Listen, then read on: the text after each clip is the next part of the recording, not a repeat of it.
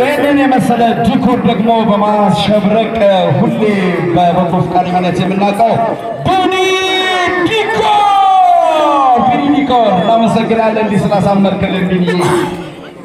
በነገራችን ላይ አዲስ ከቴ በጣም ደስ ከሚያስደስተኝ ነገር ምንድነው የሰሩ ሰዎች እንዲመሰገኑ ይፈልጋሉ። እየመጡ ይነግሩኛል። ስራ የሰሩትን ሰዎች እናመሰግናቸዋለን። እንግዲህ ሰዎች ከምንም በላይ ምስጋናው ደግሞ የሚጠቅመው ለምንድነው? ቀጣይ ያለው ትውልድ በጎ ስራን እንዲለማመድ ማመስገንን እንዲለማመድ ይጠቅመናል ማለት ነው።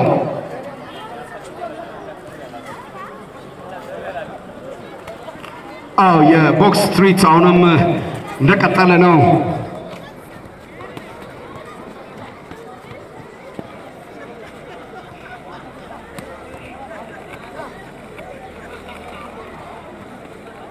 በድጋሚ የኢቢኤስ ስፖርት ጋዜጠኛ ፈይሰል ዛኪር እንዲሁም አቶ አለባቸው ተገኝ እንዲሁም የኢትዮጵያ ምርጥ ቦክሰኛ ኮረኮንች ሁላችሁም የክብር እንግዶቻችን እንኳን ደህና መጡ።